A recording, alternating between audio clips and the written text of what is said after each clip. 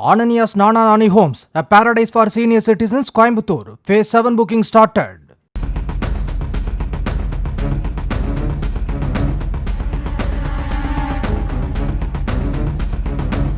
பெரம்பலூர் மாவட்டம் வேப்பந்தட்டை வட்டம் வீக்களத்தூர் கிராமத்தில் உள்ள அரசு மேல்நிலைப் பள்ளியில் பாலமுருகன் என்பவரின் மனைவி தீபா என்பவர் கணித ஆசிரியையாக பணிபுரிந்துள்ளார்.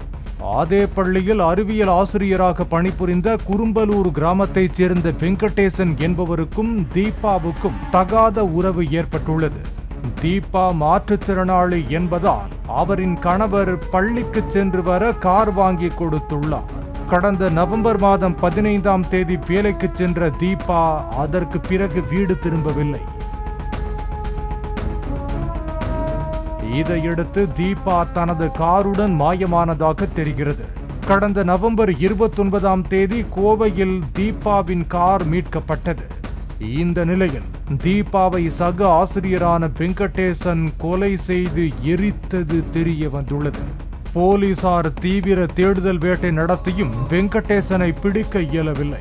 அவரது செல்போன் தொடர்புகளை ஆய்வு செய்த போலீசார் தடயங்களை மறைத்ததாக டிசம்பர் மாதம் 30ஆம் தேதி வெங்கடேசனின் மனைவி காயத்ரி, மைத்துனர் பிரபு, சகலை ராஜா ஆகிய மூவரையும் கைது செய்து சிறையில் அடைத்தனர்.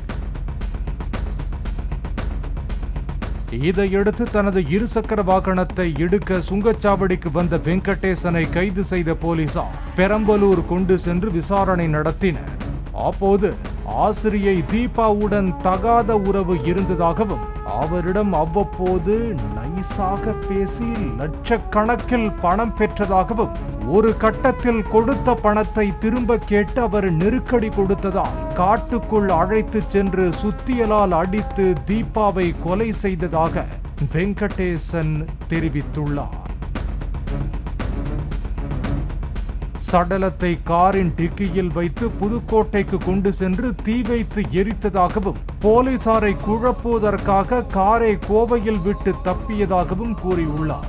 தொடர்ந்து போலீசார் அவரிடத்தில் இருந்து 26 பவுன் தங்க நகைகளையும் கைப்பற்றினர்.